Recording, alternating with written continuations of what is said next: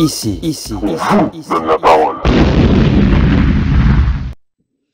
Bonjour à tous, nous voici dans une nouvelle émission de Artsop TV et aujourd'hui on reçoit Romain et on Bonjour. reçoit Aïssa. Donc Romain va nous parler de son parcours du coup de monteur-réalisateur.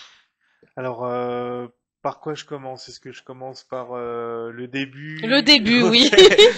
Bah, je pense que comme tout réalisateur, j'ai commencé en faisant des films à l'âge de 14 ans, Ah donc bien. en se basant sur des films que moi en tout cas j'appréciais à l'époque, tout ce qui est Tarantino, Reservoir Dogs, Ah etc. oui.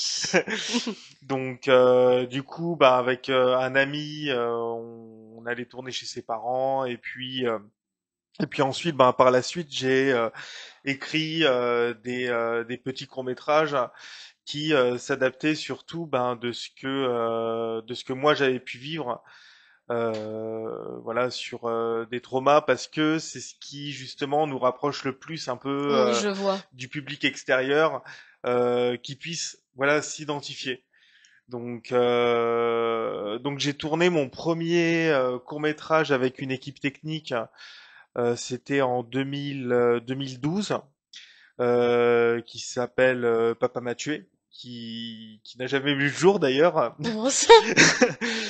parce que parce que on tournait avec une équipe et c'était une jeune équipe, donc pratiquement tous les plans étaient flous, enfin très peu de Ouais. choses à exploiter par la suite. Et puis ensuite j'ai écrit une web série que j'ai tournée avec une équipe technique, mais qui demandait pas mal de frais au niveau du matériel. Et puis, en fin de compte, pour que moi je ne sois pas forcément satisfait du résultat, parce que je me sentais pas libre. Tous les plans devaient être réfléchis à l'avance, et en fait, il s'est avéré que le fait de tourner seul, où c'est moi qui tiens la caméra, au moins j'ai pas en fait à me soucier Des de autres, ouais. exactement, parce que c'est les autres en fait qui freinent, hein. C'est-à-dire que par exemple moi je veux un travelling à un moment donné. Est-ce que tu as un rail de travelling? Est-ce que tu as une crosse épaule? Ouais, bah oui. Ben non, c'est pas possible, on peut pas faire ce plan. Alors si en fait il y a la possibilité de le faire, on met un gars dans un caddie, tient la caméra et puis t'as ton plan de Bah rail, ouais. il y a pas de souci. Donc voilà. J'ai fait une web série qui s'appelle Guillaume Crash qu'on peut retrouver sur YouTube. Et après, par la suite, j'ai écrit une web série qui s'appelle After Home Ah et bien. qui parle d'une apocalypse de zombies, mais où on ne voit pas de zombies. D'accord, c'est original. Oui. Donc voilà, manque de moyens, manque de budget, donc j'ai tourné ce film ensuite, enfin cette web série pardon. J'ai ensuite travaillé avec Olivier Magdelaine sur El Baril, qui est un court métrage qu'on a présenté en Afrique. Alors je j'ai plus le nom du festival, peut-être que je pourrais le retrouver par la suite. Mhm. Et donc il n'a pas forcément remporté de prix. Moi je l'ai seulement j'ai cadré le film et j'ai fait tout ce qui est la lumière et puis l'ambiance. Donc voilà, c'est sur un homme qui rencontre son alter ego, qui est une femme qui a un œil au milieu du front. Ah oui. Voilà, c'est quelque chose. On est situé vraiment pleinement dans le rêve et dans l'inconscient humain. Et donc du coup, ensuite j'ai fait pas mal de petits courts-métrages que j'avais mis sur YouTube, qui étaient principalement des courts-métrages d'horreur, D'accord. parce que forcément le cinéma d'horreur c'est ce que j'affectionne le plus. Et ensuite j'ai écrit Le rêve d'un homme, qui est un moyen métrage que j'avais tourné en 2011 et que j'ai réadapté justement en 2021. Et en fait, ben, j'arrivais pas à trouver les comédiens et les Ah, comédiennes. J'avais un comédien qui était sur le projet depuis un an, et il était de passage à Boulogne. Et puis d'un coup, il m'a dit bon, écoute, tu prends ta caméra et puis on va filmer des parties dans le métro pour qu'on fasse vivre le personnage. Et c'est là qu'ensuite, ben, le film c'est c'est tourné. Il y a eu pas mal de comédiennes qui ben, que je recherchais, qui devaient prendre le rôle principal, et qui se sont voilà ouais, désistés. je sais. Mais bon, ça après Oui, c'est sûr. c'est les galères un petit peu qu'on peut rencontrer lorsqu'on fait un Voilà. film, et qui est même réécrit au fur et à mesure des jours. Il y a des séquences par exemple. J'avais 6 comédiens et le comédien principal, et on savait pas. Bon ben, qu'est-ce qu'on va tourner? Bon ben, on Mm. va tourner Ouais, bah oui. quelque chose dans l'improvisation, et c'est justement ce qui fait la force du film, c'est que c'est vraiment un film très spontané. D'accord. Malheureusement, je ne peux pas donner le titre Oui, je sais. pour le moment, Mm. et puis il est actuellement en cours de montage. Je me suis retrouvé avec une version de 2h45. Ah, effectivement. Et du coup, là, on arrive approximativement à une version de 1h35, 1h40 grand maximum. Bon. Donc voilà, je compte après l'emmener dans le faire voyager, comme on dit. Ok, ok. Aïssa, parle-nous de ton parcours. Oui, alors, j'ai juste une petite correction, c'est Eiza. Oui, Aïssa. j'ai mis un S, mais voilà. Alors, mon parcours, je suis née dans une famille de musiciens. Mhm, Donc, j'ai eu de la chance d'être entourée très tôt de musique. Euh, mais c'était pas ma première passion. mhm. Ma première passion, c'était la couture. Voilà, D'accord. j'étais vraiment passionnée par ça. Je me voyais faire des vêtements et j'en ai fait quelques-uns. Ah, bien. Et puis après, j'ai vite bifurqué vers la musique parce que mes sœurs chantaient. Donc voilà, j'ai commencé à chanter avec elles. J'ai grandi dans le gospel. Donc très vite, je suis rentrée dans une chorale, puis une autre. Et on va dire que c'est là que j'ai fait mes bases. Donc Mhm. développer mon oreille, développer, oui, mon amour pour les harmonies et apprendre à chanter, que ce soit en soliste ou en groupe. D'accord. Et à côté de ça, ben, je rencontrais des artistes, donc chanteurs, rappeurs, que j'ai eu plaisir à accompagner sur leurs projets. Trop bien. Voilà, un rappeur par exemple qui s'appelle Malone, avec Ah, qui bien. j'ai fait une chanson, donc Jericho, on avait fait un clip. Voilà, un autre artiste, Kélian Hort aussi, qui avait fait un projet sur lequel j'avais chanté en japonais. Donc Trop c'était bien. vraiment et voilà, et par la suite, j'avais toujours ce besoin de créer. J'aime bien créer des choses. Donc, j'ai commencé à essayer d'écrire mes chansons, à prendre ma guitare, à apprendre à jouer, à pianoter. Et là, c'était parti. En fait, je me suis dit, bah, c'est ce que j'aime. Donc, je me suis lancée dedans. J'ai fait plein de chansons qui ne sont pas sorties.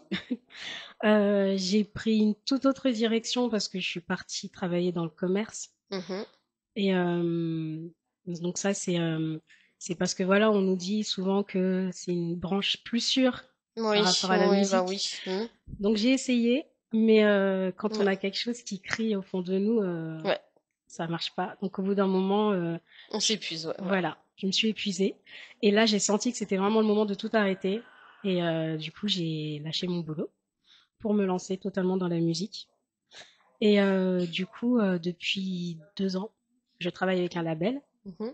Et voilà, et là, l'aventure, elle a commencé. Et c'est top. C'est, c'est top. J'apprends beaucoup sur moi, j'apprends beaucoup sur la musique.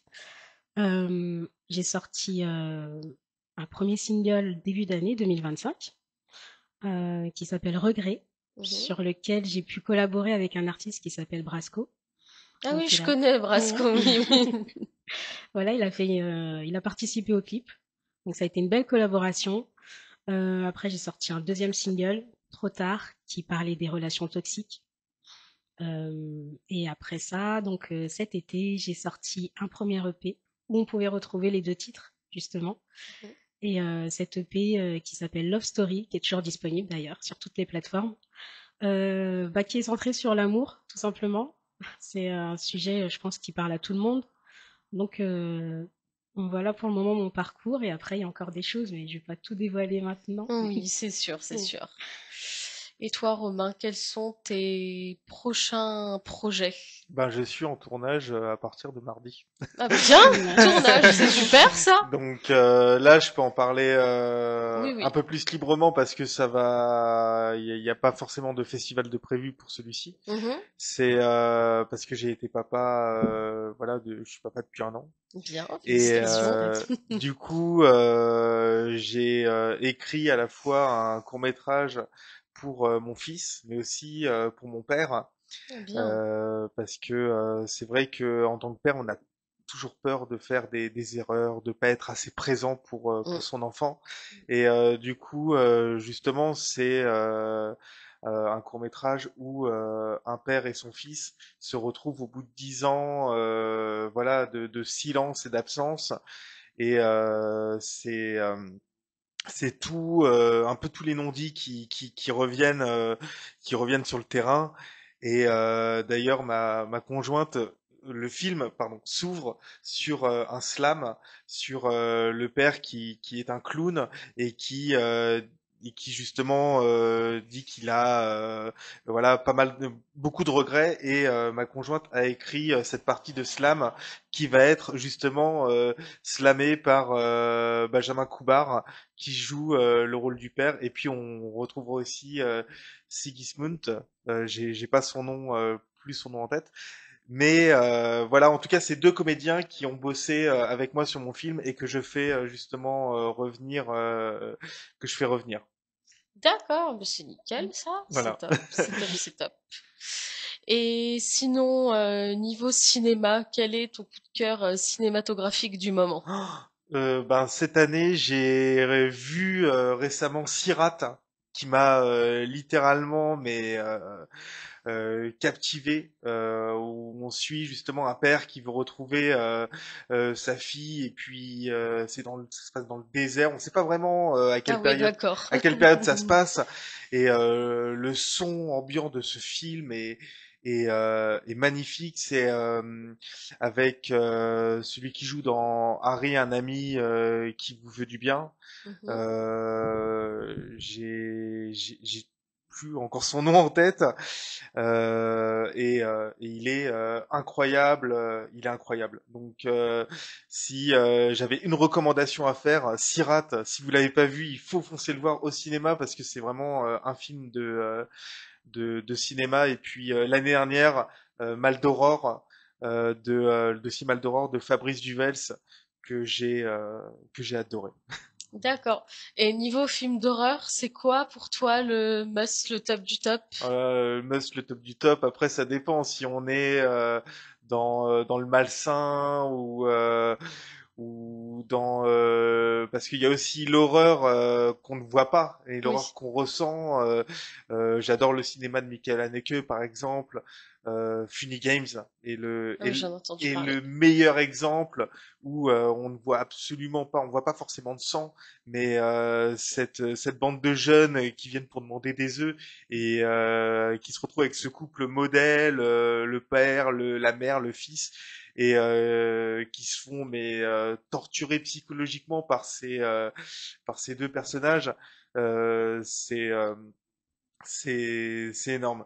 Mais sinon oui, en termes d'horreur, on a aussi Gaspard Noé. Bon, la plupart de son cinéma, que ce Ah soit oui. Irréversible, Celui qui a fait Chétan aussi avec non, moi. c'est Kim Chapiron. Ah oui. Kim Chapiron qui a fait Chétan, avec Vincent Cassel qui est exceptionnel. Mais non, vraiment, Gaspard Noé en termes de cinéma d'horreur est incroyable. Oui, Climax et Lux Aeterna que j'ai vu 3 fois au cinéma, qui n'est pas fait pour les épileptiques d'ailleurs. Ouais. Ah. Et toi, Issa, quels sont tes artistes influents? Alors, il y en a plusieurs. Il y en a qui viennent du gospel, Kirk Franklin, Mhm. Mary Mary. Et après, il y en a certains qui viennent du style afro. Thames. J'aime énormément sa voix, son univers. Mhm. Après, j'aime bien aussi tout ce qui est R&B. D'accord. Là, j'aime bien Kehlani. Il y en a une aussi, une artiste qui est pas encore connue, mais elle avance bien, elle s'appelle Tyler Lewis. Et j'aime énormément sa voix, son univers. Mm. Donc voilà, j'ai plein d'artistes influents. Il y a The Weeknd aussi. Ah oui, The Weeknd. Voilà, on est influencé par plein d'artistes et ça nourrit la musique. C'est important de s'en nourrir. Oui, oui, oui. Et tes artistes du moment, ceux que t'écoutes le plus en ce moment? Bah, ceux que j'écoute, The Weeknd, euh, comme j'ai dit, Tyler Lewis aussi, et Thames. C'est vraiment les trois que D'accord. j'écoute. J'écoute en boucle. Et ouais. D'accord. Et toi, Romain, niveau musique, qu'est-ce que t'écoutes le plus en ce moment? Moi, c'est de la musique expérimentale. Alors, on va dire en termes d'artistes, j'aime beaucoup Orelsan, hein. Ok. On va dire pour rester grand public. J'écoute aussi beaucoup de Ivan Wisniewski. C'est mon arrière-grand-père qui a inventé le quart de ton. C'est inécoutable. Euh, mais moi j'aime beaucoup. Mais sinon, oui, ça va être beaucoup de musique, voilà, d'ambiance, surtout. Euh, ouais, ça va plus être des musiques d'ambiance. Après, là, comme ça, en termes d'artistes, j'ai pas forcément. D'accord. D'accord, d'accord. Sinon, et sinon, Elsa, toi, quels sont tes prochains projets pour cette année? Alors pour cette année, pour le moment, je continue encore la promotion de l'EP qui est sorti. Mhm. D'ailleurs, j'ai pas dit, j'ai eu le plaisir de le chanter à mon festival à Grigny, là où il y a eu SDM et NASA qui sont passés, et aussi les Triangles des Bermudes. Mm. Donc c'était un bon moment. Donc pour le moment, je suis concentrée sur la promotion. Et puis, à partir de 2026, il y a un très beau projet et un projet qui va être très lourd. On est en train de bosser dessus. C'est vraiment un projet qui me tient à cœur. Euh, je vais y aborder des thèmes plus profonds et des thèmes qui vont parler aussi aux femmes. J'ai vraiment hâte de le dévoiler, ce projet. Pour le moment, j'en dis pas plus, mais vraiment, ça va être un très très très beau projet. D'accord, d'accord, d'accord. Et du coup, sinon, il y a une scène que tu aimerais faire? Voilà, je pense que comme tous les artistes ouais, l'Olympia, c'est pas la plus grosse salle, mais pour moi, c'est une étape dans la carrière d'un artiste. Oui, c'est sur C'est, l'Olympia, la base. oui, voilà. Et après, il y a le Stade de France. Alors là, c'est Voilà. vraiment le grand niveau, ouais. Ouais, là, si je suis au Stade de France, j'ai tout gagné. Ah oui, là, franchement, t'as gagné. Ouais, Ouais. c'est sûr, c'est sûr. Et du coup, Romain, est-ce que il y a un autre sujet aussi de film ou de court-métrage que tu voudrais faire? Alors, pas forcément que je voudrais faire, mais il y a pas mal de sujets aussi que j'ai pu aborder avant. Par exemple, il y avait dans la période Covid où on était tous enfermés chez soi, j'avais créé un Instagram Mhm. qui permettait de donner la parole aux personnes qui étaient victimes de violences physiques ou psychologiques, Ah oui. parce qu'on se retrouvait justement dans cette période où je pensais beaucoup aux femmes battues, parce Ah que bah oui. on se retrouve voilà enfermé avec voilà le tortionnaire, Mm. et c'est on va dire le sujet, on va dire un petit peu que je mets aussi en avant dans mes films, qui est voilà beaucoup la violence psychologique, la violence aussi que voilà humaine, en fait, pas simplement la violence qui n'existe pas, parce que justement ce qui fait le plus peur en réalité, c'est l'homme, parce qu'on sait pas de quoi il est capable. L'homme est capable du meilleur comme il est capable du pire. Mm, L'homme mm, est un mm. monstre. Voilà. Donc moi c'est plus le côté voilà femme battue que j'aimerais mettre un petit peu plus en avant. D'accord, d'accord, d'accord, d'accord. Et du coup, est-ce que il y a des acteurs aussi avec qui, par exemple, tu aimerais faire des projets ou tourner un acteur? Alors, ce serait... Moi, j'aimerais vraiment tourner avec des... Ça dépend, parce qu'il y a le feeling aussi. Oui, C'est-à-dire que je vais vouloir tourner avec, je sais pas, Vincent Cassel. oui. Est-ce qu'il va y Euh, avoir un feeling, c'est ça? si le feeling ne passe pas, il peut pas y avoir en fait de projet. Mais après, d'après de ce que j'ai, moi j'aurais voulu beaucoup travailler avec Philippe Naon, qui est malheureusement décédé, mais c'est un acteur avec qui j'aurais voulu travailler. Sinon Albert Dupontel, D'accord. euh, qui euh, qui a, enfin, j'aime beaucoup ses films aussi et j'aime énormément. Et je trouve que c'est vraiment un acteur qui est pas exploité comme on le devrait. Et puis pourtant il est très bon. Eh oui. Et est-ce qu'il y a un festival où que tu aimerais faire? Je me suis pas encore renseigné là-dessus, mais après Festival de Cannes, hein, pourquoi pas, soyons fous.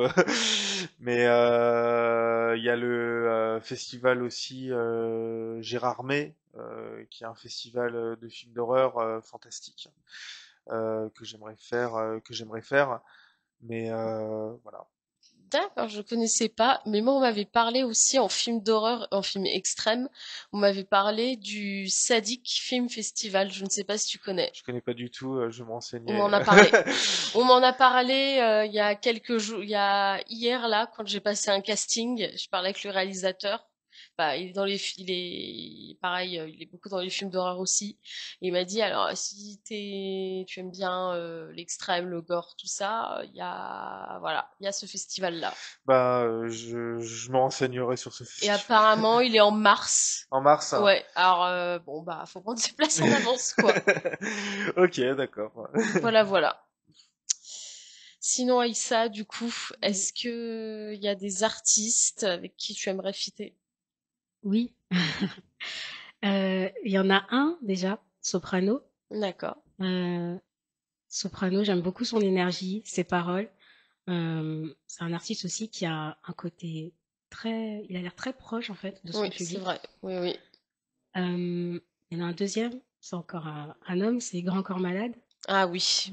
C'est voilà, c'est sa plume, c'est un ensemble, hein, c'est vraiment Oui. voilà. Mais si je fais un featuring avec lui, c'est avec une chanson, Bah oui. voilà, avec un sujet qui est sérieux Oui, c'est vrai. et c'est cette direction que je prends donc là, Grand Corps Malade, hein, je lance. Si tu nous entends. Tu vois. Euh, ouais, c'est vraiment les deux artistes avec qui j'aimerais faire un featuring. D'accord. Ouais. Et il y a comment dire?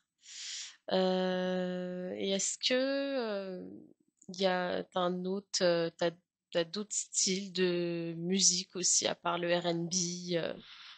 Oui, justement, j'apprends en fait à me canaliser parce que de base, je suis très éclectique. D'accord. C'est-à-dire que j'écoute vraiment de tout et j'aime la musique avec un grand M. Je suis très sensible, donc n'importe quelle musique, enfin presque, donc pas le hard rock, mais voilà, je peux être touchée par de la musique classique, par du jazz, euh, n'importe quel style en fait. Dès qu'il y a une certaine sensibilité, ça me parle. Et voilà, du coup, oui, j'aime le jazz, j'aime la soul aussi, la musique classique. Voilà, tous ces styles de musique me font du bien. D'accord. Bon, bah c'est bien ça, c'est bien. Du coup, Romain, du coup, qu'est-ce qui t'avait donné envie d'être d'être derrière la caméra? Alors de base, moi je faisais du théâtre quand j'étais plus jeune. Et anecdote assez drôle, c'est que moi j'apprenais jamais mes textes. Ce qui énervait Ton prof de mon théâtre? prof de théâtre, ben, que je continue à voir Euh, bonjour au passage. Et, euh, et en fait, ce qui m'a donné, c'est simplement de raconter des histoires, hein. De raconter des histoires. J'étais assez bon en expression écrite à l'époque, enfin à l'école.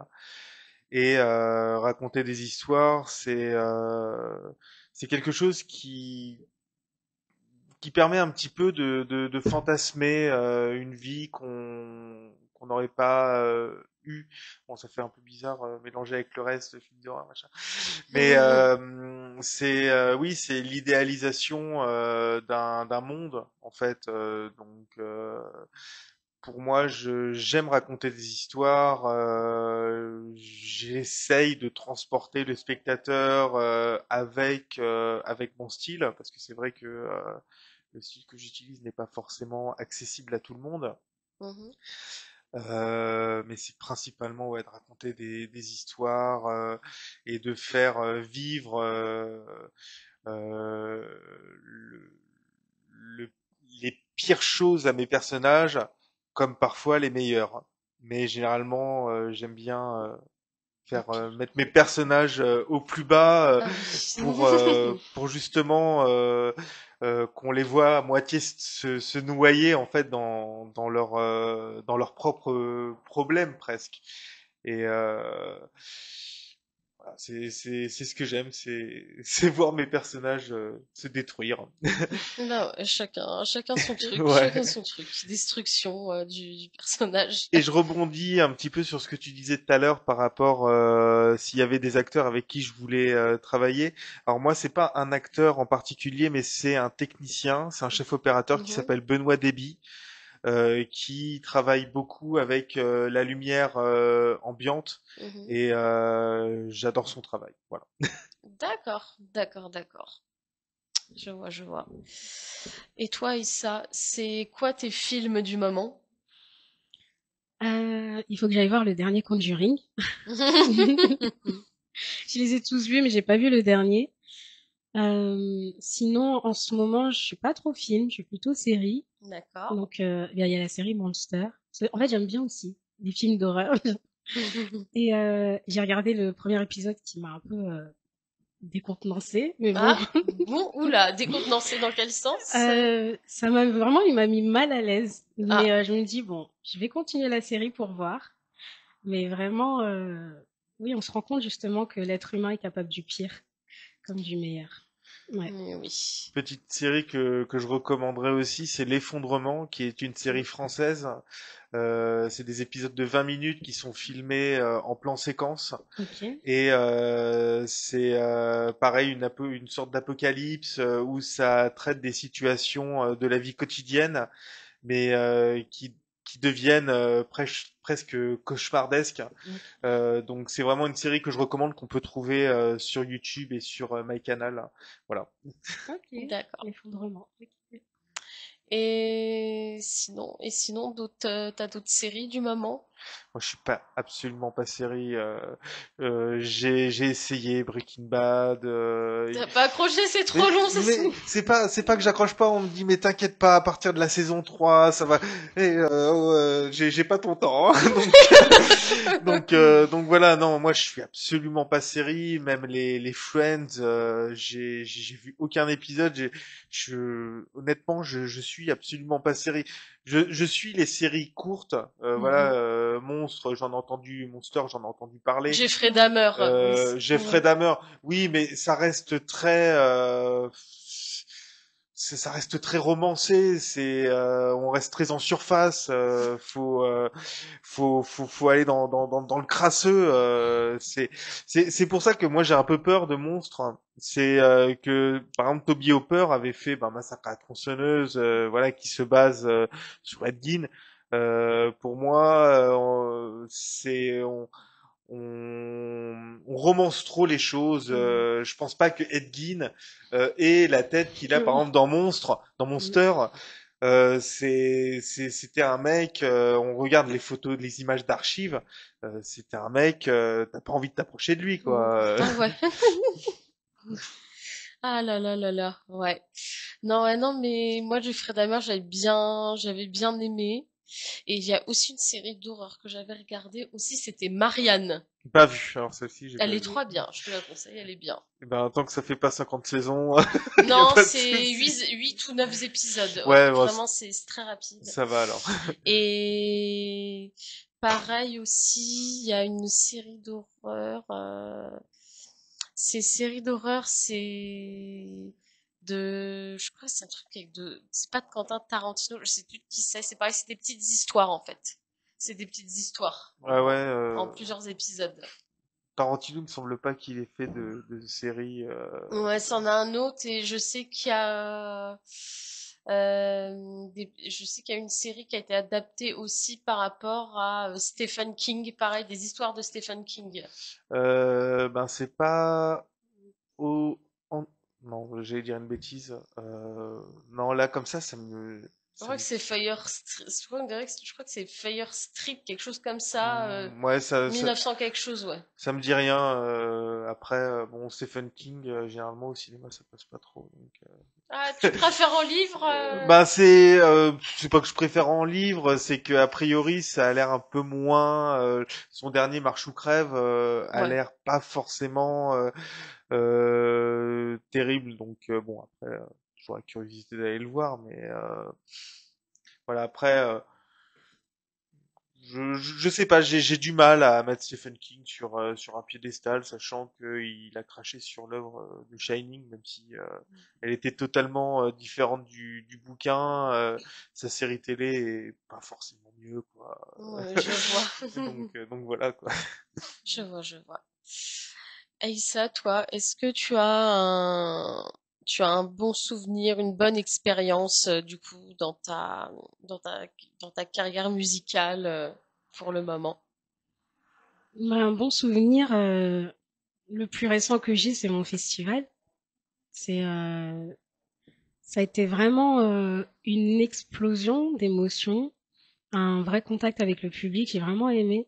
Et surtout que, étant donné que je viens du milieu justement gospel, euh, lors de mon festival, j'ai chanté des chansons qui étaient différentes de ce que j'avais pu faire auparavant.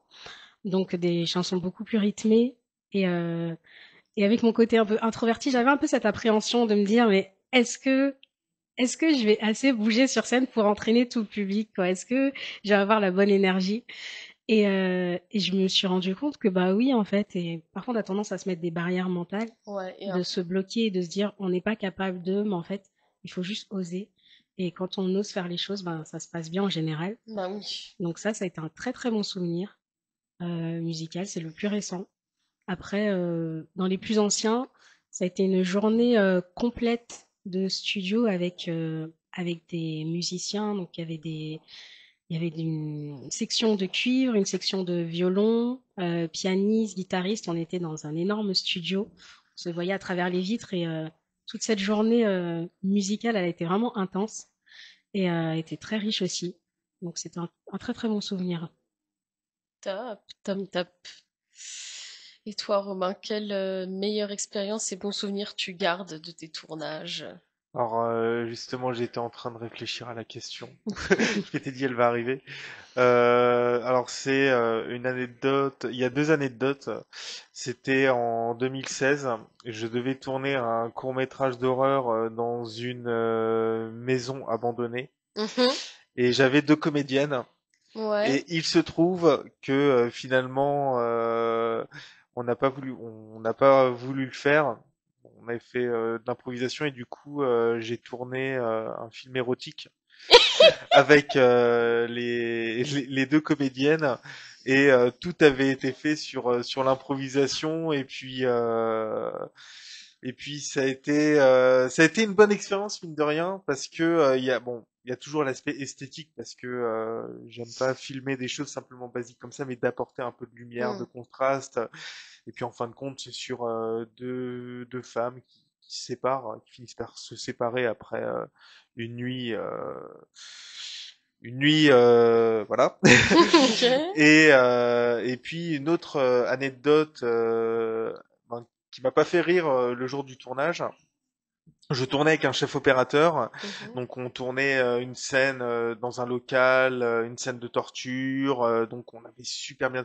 Puis on monte et puis j'allais dérocher, j'allais récupérer les rushs de la caméra. Et puis Mhm. c'est là qu'il m'a dit oui, tu penseras à me payer. J'ai dit non, mais à aucun moment tu m'as parlé de d'argent. Oh Et puis il m'a non, dit ben c'est 500 euros ou je récupère la carte. J'ai dit ben écoute récupère ta carte c'est une et blague. puis en fait, j'avais réussi à récupérer quelques rushs. J'avais, on va dire, le plan large, mais j'avais pas les champs, les contre-champs. Donc en fait, j'ai dans le montage de la série, j'ai gardé uniquement le plan large et puis je l'ai pas crédité.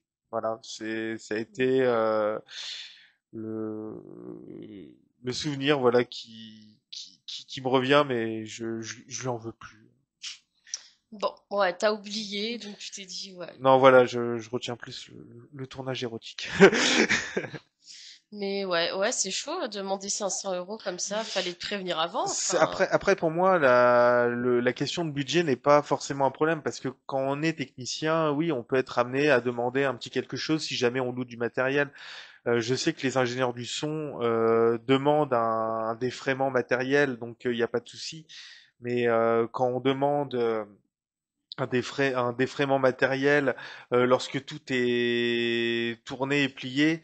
Je veux dire, le mec, il avait rien à perdre en fait à me dire bon bah écoute, on a tourné cette fois-ci, je te gratuitement, il n'y a pas de Mm. souci. Mais Mais la par contre, prochaine tu fois, fais plus appel à moi pour tourner parce que lui, il a perdu sa journée, il a fait perdre la nôtre. Enfin, c'est pas très intelligent de réagir mm, de cette manière-là. Donc voilà. ok. Ok, ok, je vois, je vois. Et toi, il t'est pas arrivé de gaffe comme ça dans ton parcours Non, pour le moment, j'ai eu artistique? de la chance, hein, j'ai l'impression. Euh, non, j'ai pas eu d'anecdote comme ça, mais par contre, j'ai eu des journées qui étaient un peu compliquées. Euh, on devait enregistrer avec une chorale et après, je devais poser mon solo. Et en fait, ça a été super long. Et arrivé à la fin de la journée, je pense qu'il devait être 20h ou 21h, on avait dû commencer à 10h du matin. J'étais HS, j'avais plus d'énergie. Et au final, bah, toutes les émotions sortent, donc je craque un peu. J'ai envie de pleurer, je suis pas bien. Et au final, quand je pose ma lead, je sors de la cabine, ils me disent, bah, tu sais, ta fatigue, elle t'a bien servi parce que c'est la meilleure piste que tu nous aies faite de la journée. Eh ben, dis Donc je donc. me dis finalement, voilà, j'étais fatiguée, j'étais épuisée, mais au final, ça s'est bien passé. Donc ouais, mais des histoires comme ça, non, j'en ai pas, j'en ai pas eu, Pas heureusement. encore. Pas encore. Ouais, dans les histoires d'argent comme ça, c'est vraiment chaud, hein. Ouais. Bah, surtout voilà, quand t'as que dalle et puis que tu fournis le minimum, c'est-à-dire bon, on mange, t'apportes un peu de régie, et puis on te fait un coup comme ça, bon, c'est moyen, mais bon, c'est pas grave, c'est comme ça, c'est la vie, on apprend. Bah ouais. Eh oui. Est-ce que vous avez des conseils à donner? Donc Romain, est-ce que tu as des conseils à donner pour ceux qui voudraient se lancer derrière la caméra? Pour faire un film, t'as juste besoin d'un truc qui filme, hein, comme dit Orelsan. Ouais. C'est comme faire de la musique, t'as juste besoin d'un dictaphone, d'un Mhm. téléphone. Faut juste avoir les idées, de la motivation et puis surtout voilà les gens c'est surtout pour moi les gens en fait qui sont le principal frein, qui croient pas forcément voilà en toi et qui vont te dire non mais tu perds ton temps, écoute laisse-moi faire ma vie Mm. et puis mais c'est plus voilà je dirais c'est plus les autres qui est un frein donc voilà si t'as envie de faire un film t'as Ouais. juste besoin d'un truc qui Mm. filme et puis c'est Voilà. pas forcément une question de budget ou autre, mais faut le faire. Ok, ok. Ouais, c'est ça. Et aussi être à l'aise sur les réseaux, parce que mine de rien, on peut pas les ignorer aujourd'hui. Bah ouais, les On peut réseaux, pas c'est faire important, sans. ça fait vraiment la Mm. promotion de tout en Ouais, fait. voilà. Donc Eh oui. si t'as quelque chose pour filmer, pour t'enregistrer, et fonce sur les réseaux, ne te dis pas tiens, je vais pas poster ci, je vais pas poster ça. Je le dis, mais parfois je pense comme ça, hein. Oui, Mais c'est vrai. voilà. Après, t'as tout, hein, t'as toutes les chances. C'est vrai, c'est vrai. Elsa, toi, quels sont tes conseils? Mais mes conseils, c'est aussi de savoir où tu veux aller, c'est-à-dire de connaître ton identité musicale, de savoir pour qui tu chantes, quel message tu veux faire passer. Et voilà, et ton image aussi, elle est importante parce que un artiste, mine de rien, même si c'est pas agréable de le dire, mais c'est aussi un produit, c'est aussi la vitrine de la boulangerie qui va donner envie d'aller acheter la pâtisserie. Donc il faut prendre soin de soi, peu importe l'esthétique que tu choisis, hein, ça peut être tu peux faire le choix d'être voilà à la cool, mais il faut y aller à fond et pour que les gens puissent t'identifier et se dire tiens ça c'est ma vibe, je peux suivre cette personne. Et c'est plus dur, je pense, de Oui. vraiment choisir son identité et de s'y tenir. Eh oui, eh oui, eh oui, c'est sûr. Alors, bah, du coup, notre émission va toucher à sa fin. On remercie à Romain d'être venu et on remercie à Elsa d'être venue aussi. Merci Et on pour vous dit à l'invitation. très bientôt pour une nouvelle émission. Allez, salut! Ciao.